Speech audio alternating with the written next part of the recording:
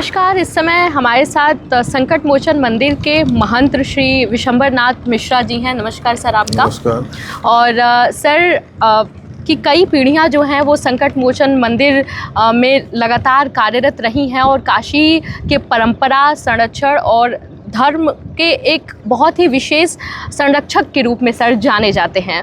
तो आइए, ऐसे में एक विशेष हम आयोजन कराया जा रहा है संकट मोचन मंदिर के द्वारा, मैराथन कराया जा रहा है। तो आइए सबसे पहले इसे समझते हैं और इसके उद्देश्य के बारे में जानते हैं कि क्या है। सबसे पहले हम सर जानना चाहेंगे कि आप दर्शकों को बताइए कि उद्देश्य क्या है इसका। देखिए, हम लोगों का संकट मोचन फाउंडेशन है, ये एक NGO है और 1982 से लगातार गंगा जी की स्वच्छता के लिए काम करती चली आ रही है। और हम लोगों ने 1997 में पहली बार ये मानव श्रृंखला का आयोजन किया था। और सब ये मामला इसलिए था कि गंगा के प्रति एक तरह से ये सेंसिटिविटी ड्राइव था कि लोगों में अवेयरनेस बढ़े, गंगा में जो गिरते हुए नाले हैं ये बंद हों और गंगा एकदम स्वस्थ रहें। तो इसी अभियान में हम लोग 97 से लेके अभी पिछले साल तक मानव श्रृंखला बनाते थे और करीब ये 7 किलोमीटर लंबा मानव श्रृंखला रहा है। लेकिन इस बार हम लोगों ने कुछ नया करने के लिए सोचा। फाउंडेशन में नए लोग हैं, जैसे पुष्कर जी हैं, अदिति हैं और नए लोग भी इसमें जुड़े हैं। तो इन लोगों का एक रहा कि इसको क्यों ना हम लोग एक नया रूप दिया जाए, क्योंकि एक तरह से ये मोनोटोनस होते जा रहा था। तो इस बार मैराथन का हम लोगों ने कंसेप्ट डेवलप किया और ये हम लोग जो ये चेन फॉर्मेशन करते थे 80 से वरुणा संगम तक, लेकिन इस बार इसको हम लोगों ने मैराथन के रूप में नया एक वो किया ताकि शहर के भीड़ में भी पेनिट्रेट किया जाए। और बेसिकली काम तो हम लोग का अवेयरनेस का है। तो ये राजघाट से शुरू होगा और यहाँ तुलसी घाट पे आके संपन्न होगा। ये करीब 6 किलोमीटर लंबा दौड़ होगा और हम तो चाहते हैं कि इसमें जितने रजिस्टर्ड लोग रहें वो तो करेंगे ही करेंगे, इसमें पूरा बनारस इसमें पार्टिसिपेट करे और गंगा की स्वच्छता और पवित्रता के लिए पूरा बनारस इसमें दौड़े, ताकि और भी बच्चों में और जो नहीं अभी तक कनेक्टेड है उनको भी कनेक्ट किया जा सकता है गंगा जी के लिए। देखिए, एक सीधा है कि हमारे यहाँ भुक्ति और मुक्ति की दात्री भगवती गंगा है और हमारा श्वास भी सीधे गंगा जी से जुड़ा हुआ है। जो भी प्रदूषण इसमें गंगा जी में हो रहा है वो सीधे जितने वाटर बाउंड डिजीज़ हैं सब उसी का कारण है। तो हम समझते हैं अगर गंगा स्वस्थ रहेंगी तो हम सब स्वस्थ रहेंगे और भुक्ति और मुक्ति का जो कॉन्सेप्ट है वो फलीभूत होगा। तो हम चाहते हैं कि 22 मार्च को पूरा बनारस दौड़े अपने गंगा जी के लिए। और गंगा जी तो हम लोग के लिए एक मात्र नदी नहीं, गंगा हमारे लिए माँ है। बिल्कुल, बहुत सही बात आपने कही सर। एक नई पहल के रूप में इसको देख सकते हैं। और आपने कहा कि जैसे पहले एक चेन के रूप में घाटों के थ्रू ये चलता था और जल संरक्षण जिस दिन मतलब 22 मार्च को जी उस दिन ये है।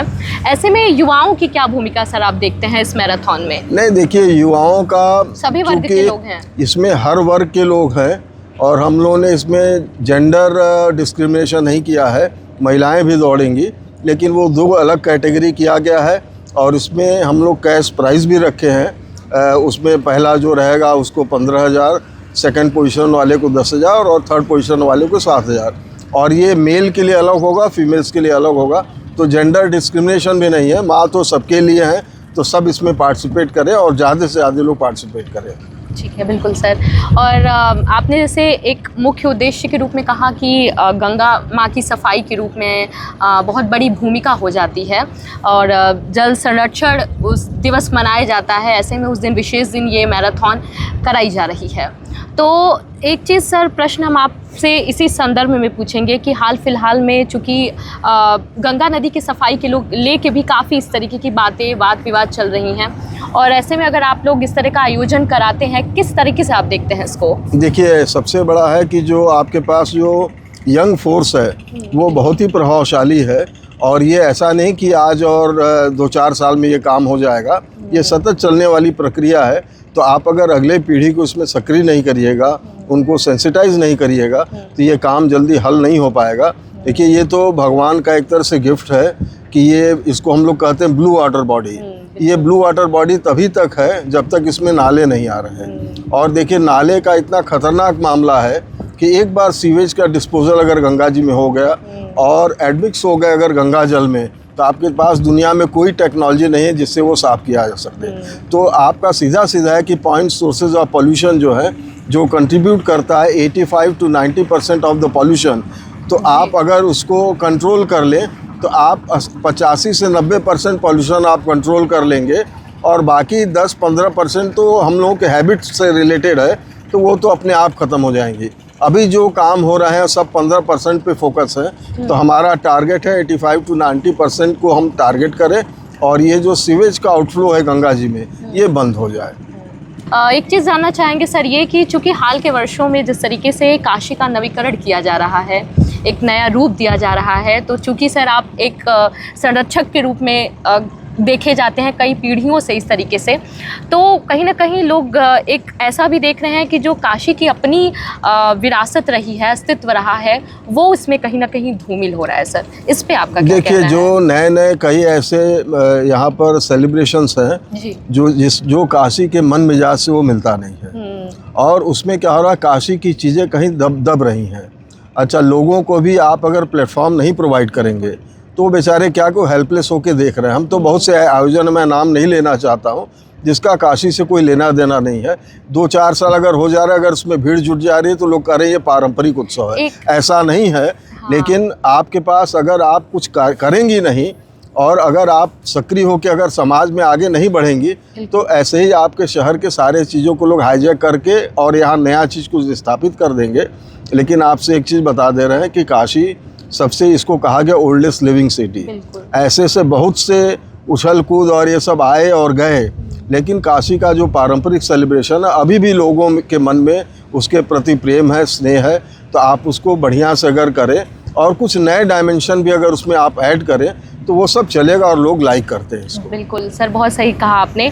और हाल के आयोजनों में चूँकि सर आपने बात कही, और मसान की होली ही अभी मनी है, जिसको लेके काफ़ी विवाद भी चल रहा था, कई राजनीतिक प्रतिक्रियाएं भी इस पे आ रही थी, इस पे क्या कहना है? देखिए, हमारा एक तो देखिए ये आजकल जो एक नया टेक्निक है कि पहले आयोजन करो फिर विवाद करो। विवाद करने से उसमें अट्रैक्शन बढ़ता है, तो हम समझते हैं कि इस चक्कर में आप लोग न पड़ें। आपको ऐसे चीज़ें अगर आप उस पर अगर बहुत ज़्यादा ध्यान नहीं देंगे तो वो अपने आप जैसे आया वैसे ही चला भी जाएगा। तो ये विवाद तो डेलिब्रेटली क्रिएट किया जाता है। आजकल हम तो सोशल मीडिया में भी देख रहे हैं, पहले विवाद क्रिएट करते हैं, उसके बाद वो इतना सेंसिटिव इशू हो जाता है, धड़ाधड़ लोग उसमें जुड़ना शुरू हो जाते हैं। तो इसमें कभी अच्छा भी होता है और कभी बहुत बुरा भी हो जाता है। तो आप अपने चीज़ों को प्रमोट करें, अपने चीज़ों को और आकर्षक ढंग से आप यहाँ पर आयोजित करें, और उसमें यंग लोगों का ज़्यादा अगर जुड़ा होगा वो चीज़ें सस्टेन करेंगी और आगे कैरी फॉरवर्ड होगा। बिल्कुल बिल्कुल सही कहा सर। और सर जैसे बात करते हैं कि नवीकरण की हमने बात कही, तो इसमें जिस तरीके से श्री काशी विश्वनाथ धाम का एक तरीके से कह सकते हैं कि नवीकरण हुआ या इतनी पहचान बनी, वैश्विक स्तर पे हमेशा से ही रही है, लेकिन हाल फिलहाल में जब से नया कॉरिडोर बना है, ऐसे में सर संकट मोचन मंदिर की अगर हम इसके विशेष संदर्भ में बात करें तो कहीं ना कहीं उतनी महत्वता तो बहुत रही है, लेकिन पहचान के रूप में अगर सर देखें तो उतना नहीं बढ़ पाया है। इस पे क्या कहेंगे सर? तो अब आप किसी चीज़ को बढ़ना किससे आप कैलकुलेट कर रही हैं? आप देखिए, अभी तो वहाँ पर बहुत से विजिटर आते हैं, और जो करीब 40-50 साल पहले भी विजिट किए हैं, वो कहते हैं कि यहाँ का एम्बियंस जैसे था वैसे ही है। तो ये नहीं तो अब सोशल मीडिया क्रेज, भाई, तो सोशल मीडिया में आप कुछ उटपटांग करिए तो आपका क्रेज हो जाएगा। तो संकट मोचन मंदिर ऐसे चीज़ों में नहीं भरोसा करता है, अपने एक पारंपरिक चीज़ को, अपने थाती को ऐसे ही लेके कैरी फॉरवर्ड करता है। और वहाँ पर देखिए जो भी चीज़ आपको मिलेगा वो ओरिजिनलिटी मिलेगा। अब जैसे काशी में एक जो कहा गया है कि ये काशी का एक अलग दूसरा नाम है आनंद का आनंद, फॉरेस्ट ऑफ ब्लिस। तो कभी आप इमेजिन करिए कि 400-450 साल पहले काशी एक डेंस फॉरेस्ट से सराउंडेड था। अब आप क्या कहीं वो देख सकती हैं? अब तो ये कंक्रीट का जंगल है, लेकिन संकट मोचन के अंदर जो जंगल है वो काशी का वो वर्जिन फॉरेस्ट अभी भी प्रिजर्व्ड है। आप उसको एक्स्ट्रापोलेट करिए तो आप देखिए बनारस का क्या दृश्य होगा। तो ये सब चीज़ें हमारे ख्याल से पारंपरिक चीज़ों को बहुत ज़्यादा ऑल्टर करने से उसकी सारी एम्बियंस और वो सब चीज़ें चली जाती हैं। जी जी, बिल्कुल सही सर।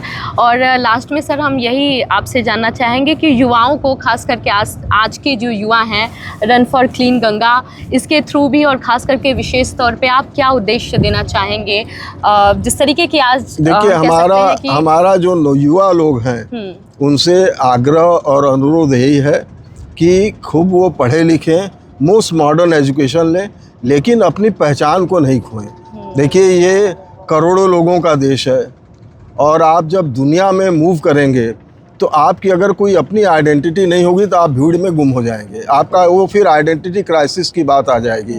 तो अगर आप किसी चीज़ से आप लिंक्ड हैं, अपने को जुड़े हुए हैं और डेवलप कर रहे हैं अपने चीज़ों को प्रोटेक्ट करके, तो इसमें कोई हर्ज नहीं है। और मोस्ट मॉडर्न एजुकेशन लें और अच्छा से अच्छा और ज़्यादा जो डेवलपमेंट हो रहा है उसमें उसी पेस में आगे बढ़ें, तब जाके आपका जीवन सार्थक होगा। नहीं तो भीड़ में आप गुम हो जाएंगे।